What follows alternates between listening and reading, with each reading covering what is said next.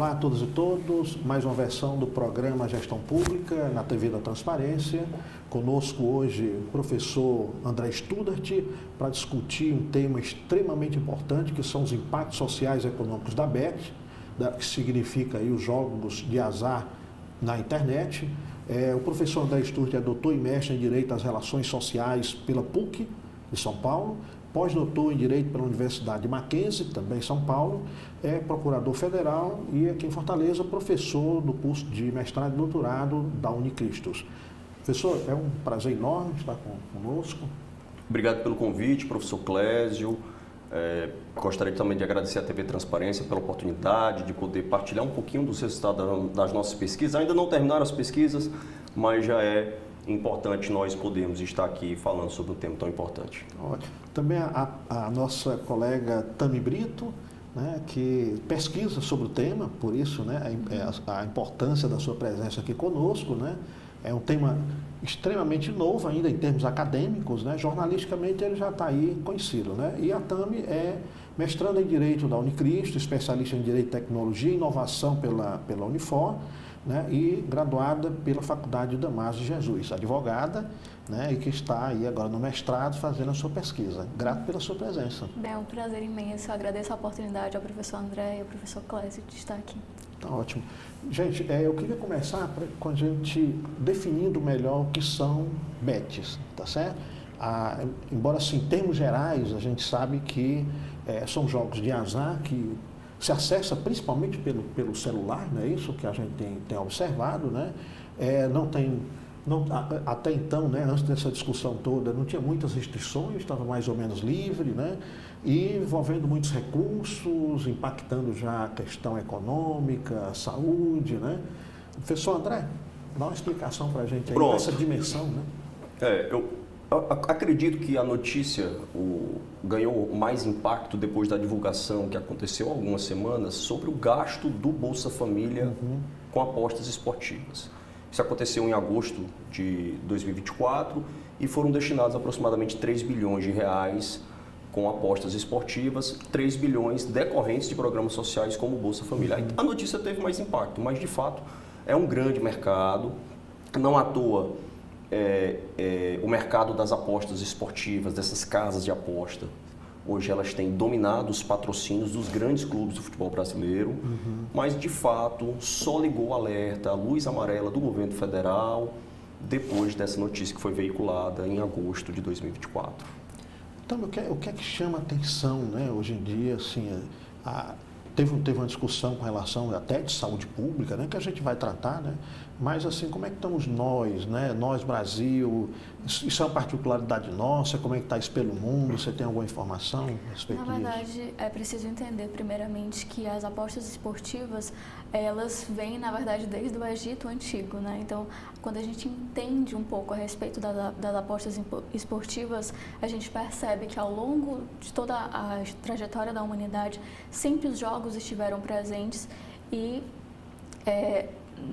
por exemplo, no Egito Antigo, eram lançamentos de pedras e flechas, né? Só que, na verdade, o termo bets, ele começou a ser propagado há pouco tempo e ele tem uma origem, né, americana, ele vem do inglês, né, do termo, significa apostar. Apostar. Apostar. Certo. Eu vou trazer aqui um quadro, né, que a gente tem um conceito. Tiago, você podia trazer o quadro 1 para a gente? Como a Tami vinha falando, né, a palavra bet significa apostas esportivas, né, na versão online. E o que a gente, né, você vinha falando, Tami, que ele anteriormente era vinculado mais a jogos mais, digamos, rústicos, né?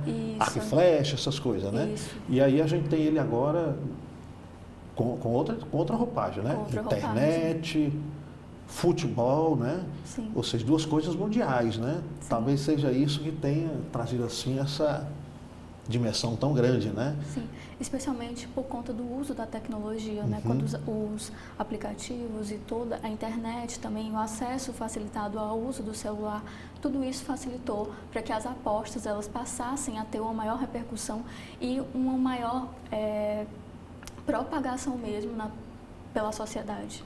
Ah, tá, porque você não tem limite, né? O acesso, Isso, a gente está o tempo todo com o celular na mão, né? Exato. E aí o jogo está o tempo todo conosco, né? A gente tem, André, eu queria essa dimensão aqui, se tu pudesse dar uma ideia melhor para a gente, né? Nós tivemos aí, em torno de 500, 600 plataformas de apostas que foram banidas, né? Então, esse deve ser um negócio imenso em termos de que você tem desse tipo de oferta, né? Mesmo aquelas que, digamos assim, são legais. Existem, várias plataformas foram banidas, mas algumas conseguiram regularizar a situação depois que houve um controle maior por parte do Estado. Mas assim, um grande problema é que, como vocês mencionaram, não existem barreiras físicas aqui. Sim. São 24 horas e 7 dias por semana. Então é diferente dos mecanismos tradicionais de aposta em que existem as barreiras, as limitações físicas. Você tem que se dirigir a determinado lugar para fazer a aposta. Aqui não tem. Aí soma isso com o fato de a publicidade estimular que as pessoas apostem. E o futebol, no caso do Brasil, vários clubes brasileiros apostam, são patrocinados por casas de aposta e isso facilita ainda mais o acesso. E os que não são, ainda existe na transmissão a publicidade durante o jogo. Agora, isso vinculado, né? Estamos falando aqui que lá no começo era quem atirava a pedra mais longe, né? Sim. Agora, quando a gente está na questão do futebol, porque o futebol ele mexe com emoções, né? Paixão, né? E quando você vincula, né, a questão da aposta com isso, vira uma coisa, né? Cria uma liga aí que, para atrair mais gente aí, para entrar no jogo e entrar numa roda viva, parece que funciona assim, acho que mais forte, né? Sim. Posso falar isso? Estou no caminho correto? Com certeza. Posso? Né? Porque tem se transformado em algo muito grave. É um problema de saúde pública. Sim. É um problema de saúde pública. Inclusive tem CID, transtorno de jogo patológico. Existe um CID associado a esse tipo de comportamento. Quer dizer que a gente já tem, de fato, diagnóstico... Sim, né? Sim. Até porque pela dimensão que a gente tem visto, né? Alcançando crianças, adolescentes, adultos, idosos, né? Quer dizer, não tem faixa etária, não tem sexo, não tem renda, né? Quer dizer, todos aí estão sendo aí, de certa forma, apanhados por isso, né? Recentemente, houve o ajuizamento de uma ADI, a ADI 7721, e essa ADI, ela pedia a inconstitucionalidade da Lei 14.790. E já houve uma decisão liminar proferida pelo ministro Luiz Fux, que foi referendada pelo STF. E foram estabelecidas basicamente duas restrições. Eu vou pedir só para os nossos ouvintes que não são da área do direito, aí você explicar para nós o que é ADI. Desculpe, Ação Direta de Inconstitucionalidade. Ótimo. E foi ajuizada essa ação direta de inconstitucionalidade pedindo a declaração de inconstitucionalidade da Lei 14.790. E já houve a tomada de decisão pelo ministro Luiz Fux, e foi referendada pelo STF. E foram estabelecidas algumas restrições. Uma delas associada à questão de publicidade direcionada para públicos mais vulneráveis, como crianças e adolescentes. Isso é muito bom, né? Tiago, você podia trazer para a gente aí o arquivo 2, né, que aí já começa a trazer para essa discussão também que vocês estão colocando aqui, né, a questão do consumo, né? Quer dizer, e ali vem a história do tipo tigrinho, né? Olha, que vocês iam falando daquelas variações, né? Os brasileiros movimentaram 68 bilhões em jogos virtuais, incluindo bets e os do tipo tigrinho, no acumulado de 12 meses até junho, né? Essa matéria é de agosto de 2024, né? Então temos aí de junho de 24 para trás de 2023, né? E o que essa matéria traz, que é do jornal Globo, é que o alto consumo do brasileiro com o jogo virtual começou a acender o sinal amarelo em termos de comércio, né? Começamos a ter impacto negativo na comercialização, né? Conjunto de indicadores macroeconômicos mais positivos, houve desemprego, queda de massa salarial, né? Quando isso acontece, né, o comércio espera aí que você tenha um aumento de consumo e isso não ocorreu, né? Quer dizer, a gente tem caiu o desemprego, aumentou o número de pessoas trabalhando, aumentou a renda salariada, mas o resultado disso na prática, né, em termos de comércio, não se verificou, né? E a gente tem ainda que 63% dos que fazem apostas online no país tiveram a sua renda comprometida de alguma forma por essa prática, né? Quase um quarto desses diz ter deixado de comprar roupas e 19% reduziram gastos essenciais, que é gasto do supermercado, né? Então é algo aí que a gente tem que de fato estar preocupado, né? A Tami levantou alguns dados importantes, que na verdade se nós formos procurar dados, todos os dados são ruins. Todos os dados são ruins. Gasto com Bolsa Família, gastos relacionados em geral, 68 bilhões. A Tami fez um levantamento sobre a quantidade de gastos, quantidade de pessoas que acessam plataformas online. Não foi, Tami? Tem valores aí? Porque enquanto tu procura, né, trazer uma questão para vocês, o comércio me preocupa bastante, né, é que você teria potencialmente uma renda existente, né, Isso. que ela está aí, e aí você não tem isso dinamizando a economia através de um aumento de venda, porque isso resulta em aumento de posto de trabalho, mais gente trabalhando, Isso. né? Porque o dinheiro você não gasta duas vezes o mesmo dinheiro. Então, o dinheiro que hoje vem sendo destinado para as casas esportivas, as apostas esportivas, você está deixando de gastar em outras coisas, que é o consumo básico, diga-se de passagem. São roupas, alimentos de maneira geral, tanto que existem manifestações de bares, comércios em geral, pedindo a declaração de inconstitucionalidade dessa lei, porque está afetando efetivamente a economia do Brasil. Porque aí é algo, né? Também, não sei se você já localizou os números, né? Mas se não, tudo bem. Né? Mas a preocupação aqui é, inclusive, porque esse dinheiro sai, e ele sai de uma forma a uma acumulação, né, em mão de poucos, né? Porque você tem ele sendo retirado de uma massa para, né, a apropriação aí desses controladores.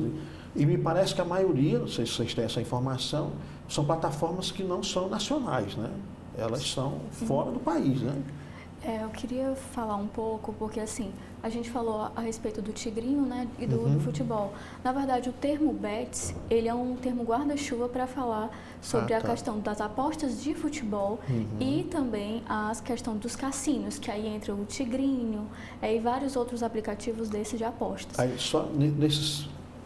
porque eu não sou fã de jogos, certo? Eu sou completamente analfabeto com relação a isso. Aí seria mais ou menos aquele do tipo, coisinha bem simplesinho, aparece 3 figurinhas, aquele que tem... Isso, que se assemelham a cassinos, né? Que seriam os cassinos virtuais. Então a gente precisa deixar claro que a gente está falando, quando a gente fala do termo bets, a gente se refere tanto aos jogos, né, esportivos, que são o futebol, né, que estão relacionados a apostas de futebol, quanto também a questão dos cassinos virtuais, né, que aí entra o tigrinho e todos esses outros. Ah, tá. A respeito de então, outro ponto... Isso fica, assim, de certa forma, um cardápio muito grande de tentação, né? Porque são vários jogos, né? Porque na minha cabeça eu sempre vinculava isso muito mais ao futebol. Porque é mais comum a gente pensar, até por conta também das publicidades, né? Geralmente a gente vê mais publicidades relacionadas ao futebol. Então, o bets também, ele inclui a questão do cassino virtual. Tá?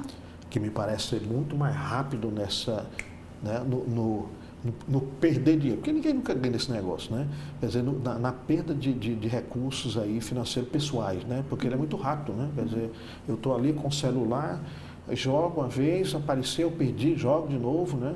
Então é algo assim que de fato merece uma atenção enorme, né? E o Brasil tem mais pessoas cadastradas no jogo do Tigrinho do que na Bolsa de Valores. Sim. Ou seja, a economia aí está perdendo, né? A economia de movimentar ações, melhorar a visibilidade da empresa nos mercados. Isso. É algo complicado, né? Eu vou pedir aqui o Tiago para trazer mais informações, depois você pode complementar, tá? A gente começou a ter, né, esse acompanhamento aqui das instituições públicas, né? E eu acho que é a partir daqui que começou a aparecer alguns sinais, né? O Banco Central começou a fazer aí um monitoramento, né? E dentro dos dados aqui, novamente aqui no G1, né? A gente tem a informação de que a questão da juventude, né? A maioria dos apostadores entre 20 e 30 anos, né? Mas a matéria traz que a prática ela se espalha por diferentes faixas etárias, né? Que é algo que o professor André já tinha salientado aqui, que eles começaram a ter um controle sobre isso, né? Os mais jovens gastam de 100 por mês, R$100 por mês, enquanto indivíduos mais velhos ultrapassam os 3 mil mensais em aposta. Então isso a gente deve estar comprometendo a renda familiar em grandes situações, né? Em número talvez bastante elevado, né? Tem também o fato aqui, né, de que a regulamentação, isso que vocês vinham trazendo, né, pelo Congresso, já sancionada, né, pelo governo, entrará em vigor em janeiro de 2025 e traz uma série de ajustes, né? Gente, é preocupante, né? Que você tem aí agora, né? Depois a gente chega lá na questão do Bolsa Família, porque aí não é 3 mil, mas você compromete os de renda baixa, né? Mas aqui a gente está avançando sobre, né, a classe média, né? Quer dizer, comprometimento aí que deva trazer questões relativas à educação de filhos, à alimentação, à saúde, né? Medicamentos, né? Então é algo cada vez mais preocupante, né? Na economia existe um termo chamado externalidade negativa, que objetiva tratar sobre os efeitos colaterais das pessoas que são espectadores da relação. Então, por exemplo, quem aposta perde dinheiro e a casa de aposta ganha o dinheiro do apostador. Mas existem outras pessoas que estão envolvidas que estão perdendo com essa relação jurídica. Por isso que se chama externalidade negativa. São os efeitos colaterais, no caso negativos, para as pessoas que apenas estão fora da relação, observando o que está acontecendo. E aí nós já falamos sobre o comércio em geral no Brasil, que está sendo comprometido, porque você não pode gastar o mesmo dinheiro 2 vezes, as famílias que estão sendo desestruturadas, aumento do número de suicídio e índices relacionados a suicídios por conta de apostas esportivas. Então, isso são efeitos colaterais que acabam sendo suportados em razão dos jogos de maneira geral. Como o André falou também, né? Nenhuma das variáveis aqui que ele está trazendo aqui são positivas, né? Tem questões extremamente graves, né? Os desarranjos familiares, né? A questão de suicídios, né? A gente viu, né, através dos dados que foram levantados, que existem 25 milhões de apostadores nos primeiros 7 meses desse ano, né, de 2024. Então, isso equivale a 3,5 milhões de apostadores por mês, novos apostadores. Então, assim, a gente vê que são números... Você diz do que está sendo acrescido. Isso, são 3,5, mais ou menos, né? A cada mês a gente tem esse mês, acréscimo. novos apostadores. Então é algo que de fato, né, merece uma discussão, né, mais aprofundada, né, para a gente ver nesses efeitos, porque pelo que vocês estão colocando tem efeitos diversos, né, quer dizer, o André falou aqui a questão da desestruturação de famílias, né, passando pela questão do consumo que rebate nas famílias também, porque aí você compromete emprego, né, você poderia estar tendo um crescimento econômico aí mais dinâmico e ele vai sendo refreado, né, então é assim. Eu estou ficando cada vez mais aqui preocupado com esse tema, né? A gente trouxe ele para a discussão, né? Como algo assim ainda, que eu acho que ainda é visto de uma forma muito superficial, né? A gente não tem pesquisas acadêmicas, eu acho que vocês estão iniciando esse debate, né? Minha impressão é esta, né? Existe bibliografia já? Existem vários artigos já sobre o tema. A própria ADI, ela acabou sendo bastante estudado, tanto a petição inicial da ADI como a decisão do próprio ministro Luiz Fux. Então já existe algum material sobre o assunto, mas se trata ainda de um problema relativamente incipiente aqui no Brasil. Então ainda estamos começando efetivamente a amadurecer pesquisas nesse sentido. Aqui no Ceará nós temos o professor Eduardo Rocha Dias, que faz uma pesquisa muito bacana, muito consistente sobre esse assunto. Inclusive recentemente ele foi para o STF, para Brasília, para fazer sustentação oral sobre a audiência pública que envolveu a ADI 7721. Então, em termos, por exemplo, jurídicos, é algo que está sendo discutido nesse momento, né? Sim, está sendo discutido nesse momento. Por conta, né, dos dados que foram revelados, tudo isso faz com que a academia comece a ver e a estudar, de fato, esse novo problema social, né? E é uma aproximação aí, então, que já aparece da pesquisa universitária com o Poder Judiciário, né? Sim. Essa interlocução ela realmente é muito importante. Assim, eu penso que existem 2 perguntas que realmente são centrais para a gente poder lidar de maneira madura com o problema. A primeira é por que as pessoas apostam? E a segunda é o que pode ser feito para garantir que o problema seja resolvido ou pelo menos minimizado consideravelmente. Eu e Tami, na pesquisa que a gente está desenvolvendo, o objetivo tem sido mais trabalhar questões relacionadas à economia comportamental. Trabalhar em cima de heurísticas e vieses que podem justificar por que as pessoas apostam, por exemplo, e o que nós podemos fazer para resolver o problema. E um dos problemas que a gente tem verificado é o viés do presente. As pessoas apostam muitas vezes porque elas querem aquela ideia de ganho imediato. Por que eu vou trabalhar um mês para receber o meu salário no final do mês se eu posso apostar? E aí as pessoas elas se julgam conhecedoras do esporte ou os cassinos online eles normalmente vêm sendo chancelados por influenciadores digitais que acabam gerando algum tipo de segurança em quem vai apostar. Então, por que eu vou trabalhar o mês inteiro para ganhar o meu salário se eu posso ganhar praticamente o mesmo valor com 2, 3 jogos? Com 3, Isso é uma questão que você traz que é importante, né?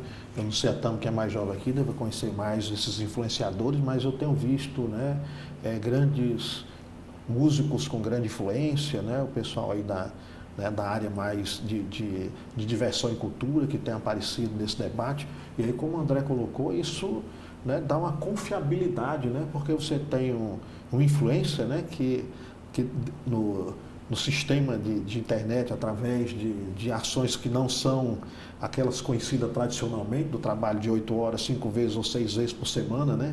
Aí a gente tem alguém que, sei lá, por alguma arte aí mais inovadora conseguiu, né, fazer uma certa fortuna, aparece fazendo propaganda disso, você associa, né, a riqueza rápida, né, de alguém, de uma atividade mais lúdica, e aí isso dá uma credibilidade enorme, né? Eu tenho visto, não sei, a Tami aqui, que é mais de uma geração bem inferior à minha, talvez conheça alguma dessas personalidades que tem dado essa confiabilidade, né? Sim, sem sombra de dúvidas, a gente percebe. É muito fácil quando você abre o Instagram e a rede social, né? Instagram não, rede social. Quando você abre a rede social e você percebe como a propaganda tem sido muito excessiva em relação aos jogos, né? Às bets. E tanto nas redes sociais como também público, como fala. Sim, você diz essa propaganda mais tradicional. Tradicional, como é que fala isso? Esses Marketing, cartazes, marketing, né? Marketing, de maneira geral. Tanto a questão das redes sociais como o próprio marketing tem sido muito agressivo. E isso faz com que as pessoas sintam de fato, né, validem determinados tipos de comportamentos que, como até o André já falou, são patologias, né? Hoje em dia já tem CID que fala sobre isso, que é a ludopatia ou o jogo patológico. E aí quando a gente percebe essas pessoas que já têm uma predisposição orgânica mesmo para determinados tipos de comportamento e tem aquela propaganda que estimula e de certa forma reforça que há um ganho não imediato, mas um ganho mais rápido, você se sente mais encorajado a apostar naquilo. E aí vem também um pouco a questão da confiança, né? Há um espelhamento naquela pessoa que está incentivando a aposta. Olha, estamos falando da agressividade da propaganda e eu me recordando aqui de como ela tem chegado até a mim, né? Porque se coloca que os algoritmos, né, que vão direcionando, né? Eu faço uma determinada pesquisa e de repente, né, eu começo a receber aquelas notícias, aquelas informações. Isso eu já tenho diagnosticado, né? Você pensa assim, estou pretendendo fazer uma viagem para tal lugar, vem de tudo, vem propaganda de hotel e etc e tal, né? Mas os jogos, eu não pesquiso nada sobre o jogo, ele tem chegado até a mim também, né? E com muita intensidade, né? E mais ou menos daquela do tipo em que se você não tiver cuidado, você clica e ela abre essa janela e lhe convida, né? E você tem que desfazer, né? Então de fato, né, algo de uma agressividade muito forte, né?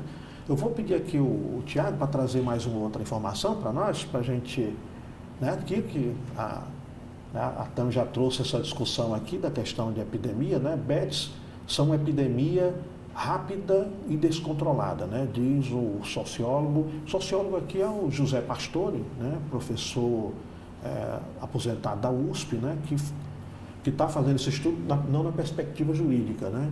E aí ele confirma aqui, né? Assevera o que vocês estão afirmando, né? Para ele, né? Ele diz que a literatura psicológica já estabeleceu como equivalente à dependência de substâncias químicas, né? Ele faz inclusive a relação de que os jogos de azar têm uma capacidade aí tão forte de contrair como vício, né? Como o uso da cocaína, né? Argumenta ainda, né, que os recursos que poderão ser arrecadados aí, inclusive com a legalização, não serão capazes de enfrentar esse problema. Eu né, me lembrei aqui de vários estudos que apareceram com relação ao cigarro. Né, que o imposto sobre o cigarro, ele nunca, né, conseguiu fazer frente aos danos causados pelo cigarro. Né? O indivíduo que se afasta do trabalho mais cedo, né, e passa a ser até um custo, né, porque entra em uma dependência tanto de gasto hospitalar como de aposentadoria, né? Então aquilo que se arrecada com vício normalmente não tem feito frente, né? Eu acho que ele tem aí talvez o cálculo na cabeça dele esse mesmo, né? O que incide sobre bebida alcoólica, né? Também não compensa porque você arrecada esse imposto, mas quando você tem os gastos, né? Desde acidentes pessoais, patrimoniais, hospitalares, né? Que vem tudo aí, no rastro dos acidentes movido pelo consumo do álcool, não compensa, né? E ele está levantando aqui também para esse caso, né? Interessante essa. Assim, de maneira geral, existe uma lei quase que universal na economia, que é a lei da oferta e da procura. E essa lei, ela é largamente baseada no mecanismo de controle de preço, não, de precificação. Quanto mais caro for alguma coisa, menor tem de ser a demanda pelo produto. Então, ao aumentar o valor de algum item, naturalmente a demanda por esse item vai diminuir, porque as pessoas estão menos dispostas a pagar mais pelo produto. Então, existia a ideia de que aumentar o custo da aposta esportiva por meio do imposto seletivo seria um mecanismo, quem sabe, uma solução, ainda que parcial, para minimizar o problema. Mas já existem estudos no sentido contrário, que na verdade não haveria provavelmente impacto considerável nesse sentido de que o imposto seletivo, consequentemente o aumento do custo da aposta, geraria a redução do consumo. Afinal de contas, estamos falando de uma patologia, de maneira geral. Mas, de outro lado, nós poderíamos utilizar esse imposto seletivo para tentar canalizar algum tipo de publicidade educativa para evitar que as pessoas efetivamente apostem. Então, talvez seja uma das, não soluções, porque não tem como resolver o problema valendo-se de uma única medida, mas para minimizar um pouco, talvez, o impacto socioeconômico dessas apostas. Então, na fala do André, né, professor André, parece que a gente vai ter que se acostumar com isso, né, encontrar aí alternativas para amenizar, né, reduzir esses impactos negativos, né? Isso. Várias. A gente pode se valer de várias, a gente pode construir várias. Porque estamos sempre lembrando aqui, né, que ela remete que os jogos, né, tá lá atrás, passou pelos romanos, nas arenas, né, que tudo aquilo era o jogo, né? Exato. Quer dizer, o que nós temos hoje é que as novas tecnologias dinamizaram, né? Então, dizer como é que eu não vou abrir mão da tecnologia, ela não vai deixar, então não tem como mais sair disso, né? Então, isso é aprender agora a ter outras alternativas que nos tragam, né, uma solução, pelo menos, né, que arrefecem mais os impactos negativos. Eu vou pedir aqui o Tiago para trazer aqui uma outra informação, né, que aí está mais próximo da pesquisa de vocês, né, que é a questão do impacto sobre Bolsa Família, né? Os valores aqui, eu acredito que já são outros, que a cada dado que vem chegando para a gente, esses números vão se alterando, né? E pior, né? Sempre para mais. Mas isso aqui é algo impressionante, né? A gente ter 5 milhões de beneficiários do Bolsa Família destinaram 3 bilhões às casas de apostas virtuais apenas no mês de agosto, né? Isso aqui me impressionou, né? Essa é uma matéria do UOL, né? Aí tem também ali que o desembolso, né, por membros o montante foi desembolsado por membros de 5 milhões de famílias com direito ao benefício social, né? E entre eles 4 milhões são chefes de família. É impressionante, né? Esse dado compromete aí uma política social que, inclusive agora, no encontro agora que nós estamos tendo na ONU, né, está sendo salientado como algo, inclusive, para aprendizado para o mundo, né? O encontro que a gente está tendo do G20, né? Como uma alternativa de combate à pobreza para o mundo, né? Nem para o Brasil, mas a gente tem esse comprometimento, né? Queria ouvir de vocês aí uma avaliação aí com relação ao impacto disso, né? Quer dizer, como a gente tem aí o efeito disso sobre um projeto que é para tirar as pessoas da fome. O Bolsa Família ele é um benefício assistencial. E quando você desvirtua, né, a origem, na verdade, a destinação desse benefício, para apostar, a gente percebe que há, de fato, uma crise, né, nesse sentido.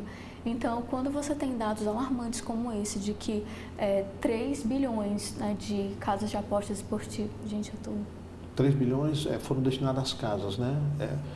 saiu do valor do Bolsa Família, né? Foram destinados a casas de apostas, né? Você percebe e que há de fato que é uma questão de saúde pública e isso precisa ser visto de uma forma bastante efetiva, né? Não adianta a gente pensar só na questão das publicidades e tudo. A gente precisa de fato cuidar dessas pessoas que estão sendo afetadas, né? Isso é uma patologia. Isso precisa ser visto como uma patologia e deve ser tratado como uma patologia.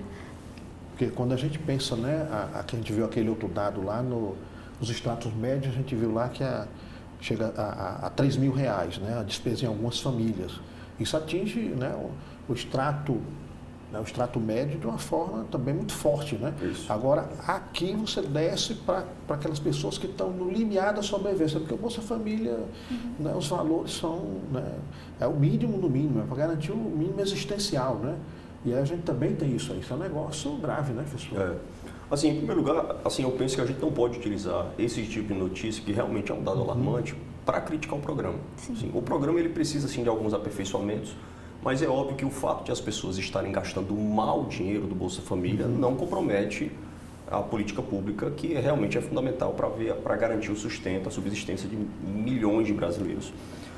Mas, assim, eu penso que, além dessa medida relacionada ao imposto seletivo, que pode ser utilizada não com o intuito de reduzir as apostas, mas com o intuito de educar melhor as pessoas.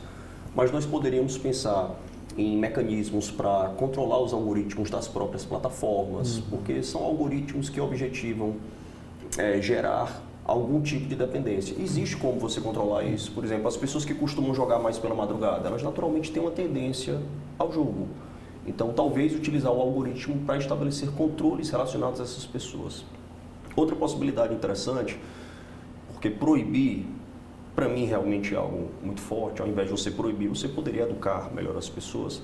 Mas outra possibilidade seria nós usarmos o tempo para gerar mais controle. Isso eu até estava discutindo com a Tami, porque o viés do presente ele é muito forte aqui em se tratando de você ter ganhos imediatos. A recompensa imediata realmente é um elemento muito forte, muito poderoso. Isso tem muito a ver com o mundo que a gente vive hoje, né? Claro. Da imediatez, Tudo tem que ser imediato, tudo tem que ser para já. Mas, por exemplo, o fato de você... Imagine se uma pessoa apostasse que determinado time ia ganhar um jogo, mas ela só pudesse sacar esse dinheiro 30 dias depois. Algum tipo de medida nesse sentido.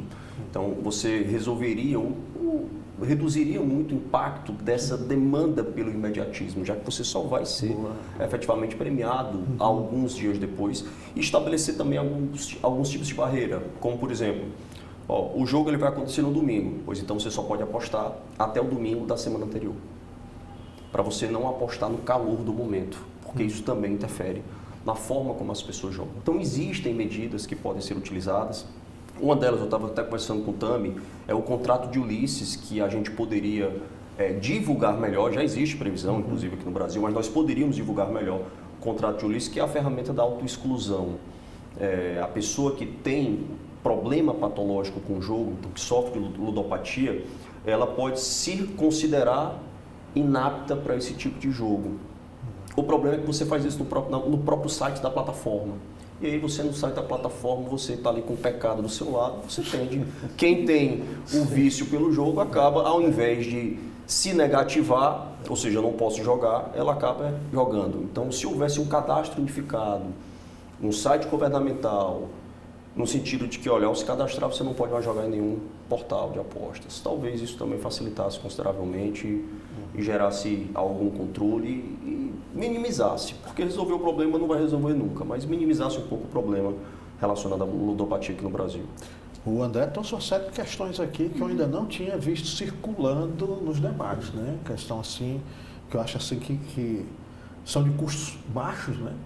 Basicamente de controle, de organização, e que de fato pode ter um efeito, que acho que é um efeito muito forte, né? Porque o que tem se falado muito é justamente essa coisa da emoção, né? Isso. Quando você relaciona o jogo ao futebol e ali durante o jogo, né, a aposta podendo ser feita, né? Então, nesse sentido aí, você casa duas coisas, né? Que o impulso para o jogo, o impulso para o ganho e a emoção do próprio esporte. Né? Isso é economia comportamental. É a mesma coisa, pessoal. Ninguém pode fazer compra no supermercado com fome. Você tem que fazer compra quando você não está com fome, porque você faz escolhas melhores na hora de você comprar no supermercado.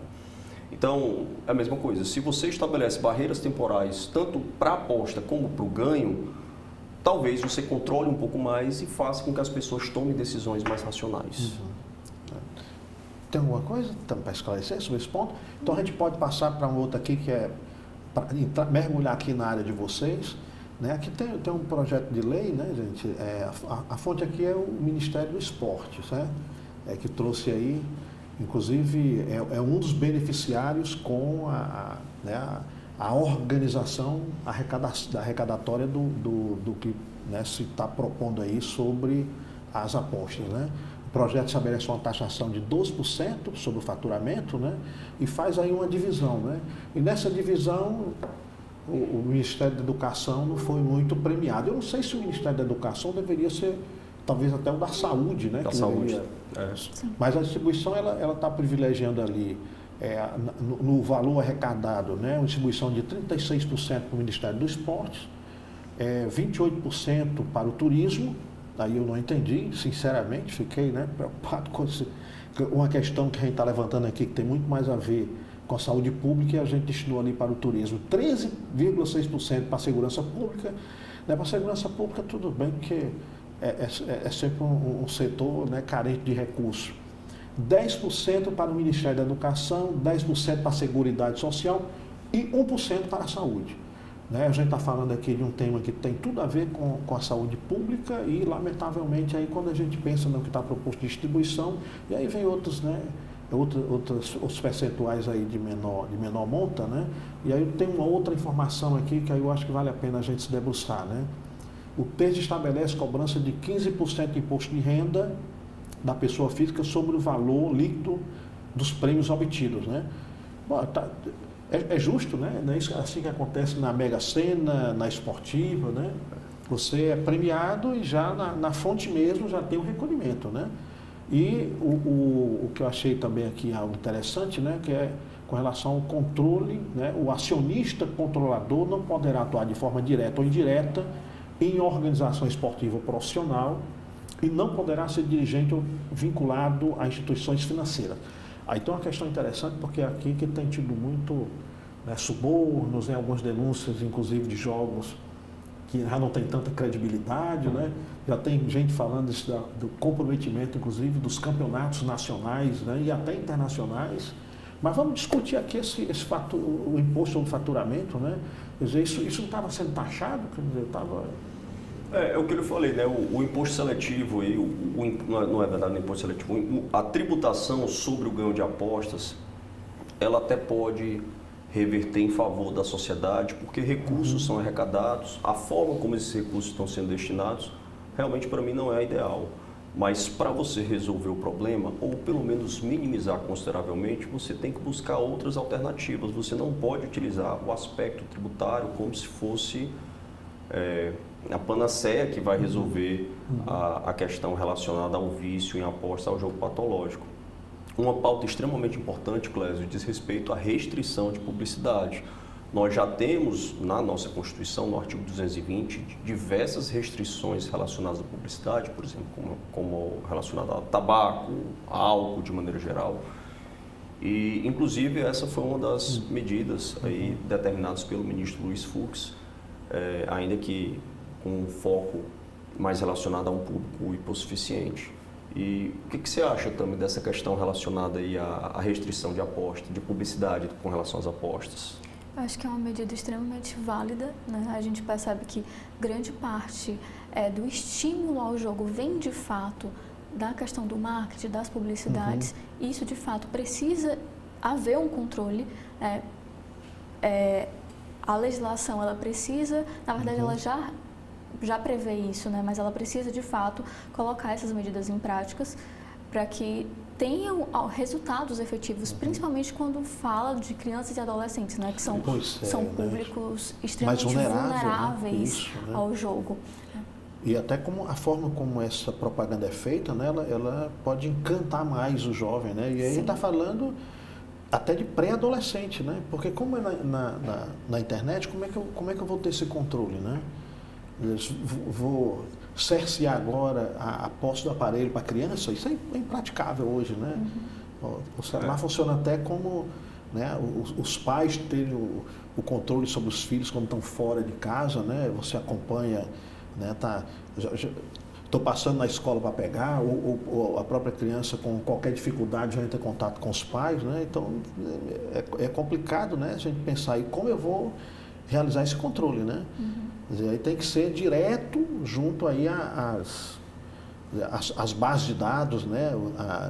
As grandes mídias, né, que teria que talvez ser controlada, né? Então um pouco tem uma complexidade enorme, né? E o design dessas plataformas são designs tentadores, sons manipulador, acaba manipulando a pessoa, fazendo com que a pessoa libere dopamina. Então realmente vicia, porque é a gamificação da aposta. Quando você ganha, quer dizer, eu nunca joguei, mas deve fazer algum tipo de som. Se você perder, você tem possibilidade de jogar de novo sem perder, enfim.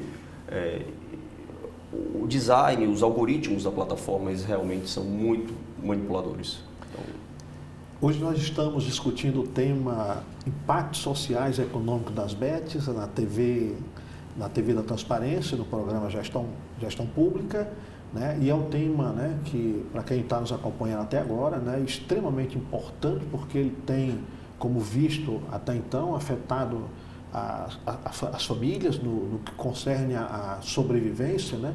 Vimos aqui, né, informações de que gastos, né, estão sendo feitos, estão restringindo o gasto de compra com supermercado, né? Portanto, comprometendo a própria sobrevivência da família, né? Que apareceu aqui também como algo extremamente grave, né, é que os assistidos de políticas públicas, né, inclusive do Bolsa Família, né, também estão fazendo aí gastos com jogos de azar, o que é nesse grupo mais vulnerável ainda se transforma em algo mais complicado, né?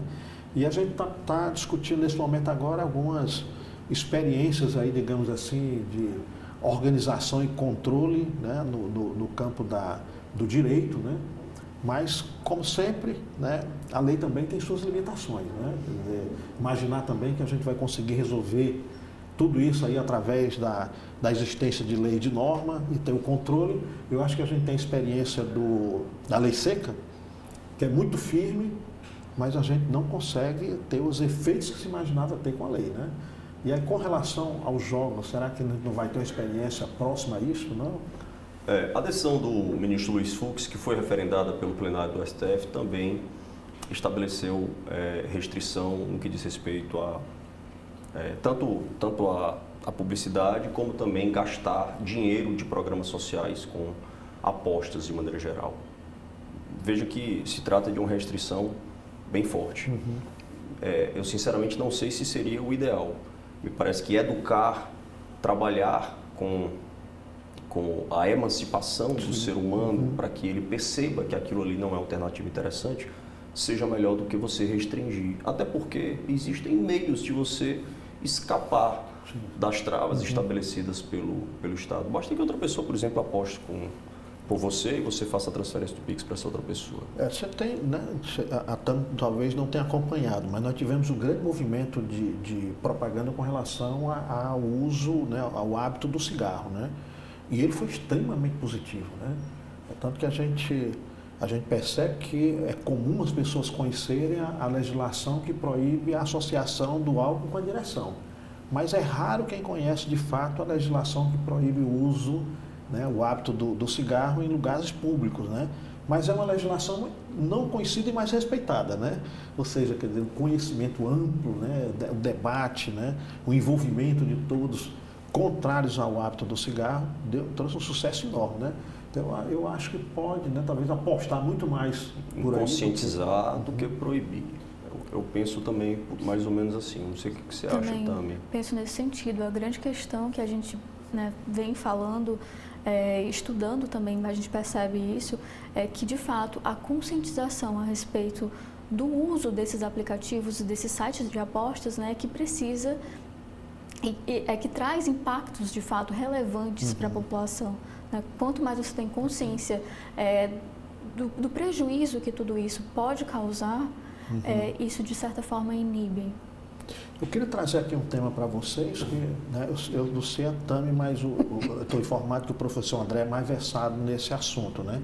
Porque eu sou torcedor do Ferroviário, né? Então, certo, assim, não sou muito próximo de acompanhar os jogos e como é que está, inclusive, isso em termos de público e tal, né? Temos, né, tido aí ganhos aí, né, do estado do Ceará, com 2 times que, né, têm se projetado muito bem, né, mas tem tido uma crítica muito grande dessa associação das bets com o futebol, né? Alguns casos de algumas denúncias, né, de faltas cometidas, né, de lances dentro do jogo que levou a alguma suspeita, né? Não sei como é que isso se caminhou, se houve averiguação, porque a minha grande preocupação aí pelo futebol, né, vai no mesmo caminho do comércio, né? Hoje o futebol é um setor, né, que tem uma geração de riqueza grande. Né? É muita gente empregada em torno do futebol. Não é só os jogadores, né? Tem toda uma mídia em torno. Né? É um grande mercado. É um grande mercado, não dá para descartar isso. Né? Quer dizer, seria também algo assim para a gente ter uma preocupação muito forte com relação a isso. Né? Quer dizer, como ter esse controle pelo futebol. Né? Porque a gente está falando da grande mídia, né? Mas essa associação do futebol com esses jogos eletrônicos né? Os jogadores propagandistas, será que seria uma boa alternativa? Né? Assim, na minha opinião, nada salva a bet. Assim. Não existe nenhum argumento favorável à bet. Talvez o argumento maior seja a questão de arrecadação, mas o dinheiro que você gasta com bet, você poderia estar gastando em outra coisa e o Estado arrecadando de um jeito muito mais útil. Então, para mim, não existe nenhum argumento que seja favorável à existência desse mercado. Mas já que ele existe, e aí você pode veicular argumentos. Também, esse argumento você pode veicular para defender as bets que são legalizadas no país. Por quê? Porque elas conseguem fazer algum tipo de controle quando há apostas que são estranhas. Então, por exemplo, determinado público de determinada região apostou que determinado jogador ia praticar falta ou ia levar um cartão amarelo. Isso é possível, tanto que normalmente as denúncias partem das próprias bets, das próprias casas esportivas. Então, elas utilizam esse argumento para defender que as bets que são regularizadas merecem continuar funcionando. Então, um dos caminhos, então, seria regularizar, quer dizer, permitir que o jogo funcione, mas só com aquelas que têm essa regularização, que é a proposta que passa pelo Ministério da Fazenda, Banco Central. Né? Desde que exista conscientização e tudo lá, todas aquelas restrições relacionadas à publicidade. Me parece que o caminho, que não é ideal, mas talvez o segundo melhor caminho seja esse. A Tami me confidenciou aqui nos bastidores que é de Sobral, portanto, torcedora do Guarani, acredito eu, né? Assim, então, como eu também, talvez não seja uma grande frequentadora de esporte, né?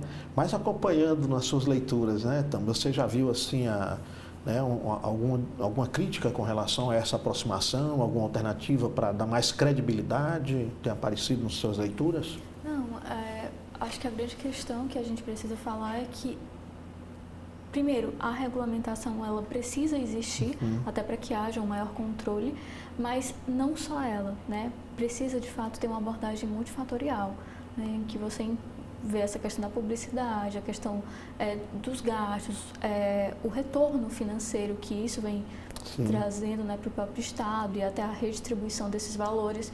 Então, tudo isso deve ser avaliado. A parte da regulamentação é apenas uma primeira fase. Né? Vamos utilizar dessa forma, seria uma primeira fase. Né? Mas novas medidas também estão sendo já veiculadas na própria legislação e precisam ser impostas em prática, né? Essa é a grande questão. Eu acho que o caminho, né, assim, aqui pegando a fala da Tami, é trazer para o debate público, né? Sim. Né? Eu acho que todo problema ele só se resolve quando ele vem a público. Né? Então, quanto maior, né, essa divulgação de que isso de fato merece uma atenção, né, que é o que a Tami coloca aqui, né? A gente tem um primeiro momento a regulação. Mas depois é necessário que entre outras discussões, né? Que vem o pessoal da psicologia, né? O André Claro. aqui, né, trouxe uma série de temas que o pessoal da psicologia tem que aprofundar mais, né? Dessa relação, dessa impulsividade para o jogo, né? E como é que a gente poderia ter, inclusive essa educação para controlar mais essas pessoas, né? A questão dos esportes, né? Quer dizer, como a gente trazer o pessoal ok, né? Tá tendo uma rentabilidade para os clubes, né? Os clubes estão tendo aí uma fonte de renda alta, né? Pelos volumes que são levantados, mas no longo prazo, né? Se esse controle não existir, né? A gente pode trazer comprometimento para essa atividade, né? Né? Não é algo interessante quando você pensa em termos de sustentabilidade, né? E aí, eu acho que aquilo que a gente iniciou a nossa discussão, que é o mais complexo, que é o grande comércio, né? Que aí a gente estaria mais ou menos aí com uma renda se deslocando para, né, um espaço que não tem como você ter uma dinâmica maior para a economia, né? Eu queria ver assim, para a gente já se encaminhando aqui para o nosso final, né, algumas considerações mais gerais de vocês, né, olhando aí para esse todo que nós discutimos, né? Assim, da minha parte, eu penso que o primeiro passo é reconhecer que o problema existe. E acredito que isso já está bastante claro, né? O Estado reconheceu que o problema existe e que algumas medidas precisam ser tomadas. Mas me preocupa um pouco você proibir. Eu penso que num país que deve respeitar as liberdades de maneira geral, proibições devem ser evitadas. Obviamente que algumas proibições precisam ser implementadas, mas sempre que possível você precisa administrar melhor para evitar o proibir. Mas conscientizar é fundamental. E também estabelecer medidas de restrição à publicidade. Obviamente respeitando os contratos que estão em vigor. Ninguém está falando em proibir completamente, de uma hora para outra vamos acabar com os patrocínios dos clubes esportivos, até porque os contratos foram assinados, eles precisam ser respeitados. Mas na Premier League, por exemplo, a partir de 2025, se eu não me engano, já não haverá mais nenhum tipo de publicidade relacionada ao futebol. Então, talvez caminhar em um sentido parecido. Respeitam-se os contratos, mas restringe-se a publicidade dali para frente. Conscientizar o público, estabelecer medidas de controle relacionadas ao tempo, ao fator tempo, tanto para você apostar como você para ser agraciado com o seu prêmio, sem prejuízo, obviamente, da utilização dos recursos, dos impostos, que a gente viu em uma destinação que, assim, na minha opinião, é questionável, mas bem políticas de conscientização.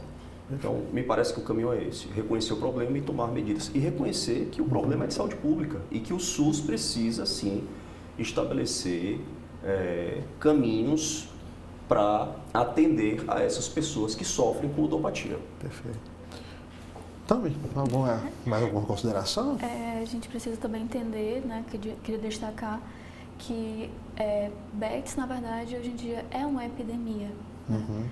E precisa, de fato, haver todas essas abordagens, tanto na questão da regulamentação, tudo isso que a gente já veio falando, né? Bets, hoje em dia, é uma epidemia. E precisa ser visto dessa forma, para que medidas possam ser tomadas a partir disso. Tá ótimo. E com as palavras da Tami, a gente vai encerrando o nosso programa. Hoje nós tivemos aqui uma discussão que eu acho que ainda é inicial na sociedade brasileira, onde a gente discutiu os impactos sociais e econômicos das bets, para quem não conhece os jogos de azar, né? E o professor André Studart, né? Que é doutor pela PUC, pós-doutor pela Mackenzie, nos deu aqui uma grande contribuição para compreender melhor as entranhas aí desses jogos de azar e os seus impactos. E conosco também esteve a Tami Brito, que é mestranda em Direito da Unicristo e que vem estudando e pesquisando sobre o problema. Então, a vocês, meus agradecimentos aqui da TV da Transparência, pela contribuição, né, de vocês para a gente esclarecer o público de uma forma um pouquinho mais detalhada, né? Obrigado, Clésio, pelo convite. Obrigado também para a TV Transparência pela oportunidade. Obrigada, agradeço.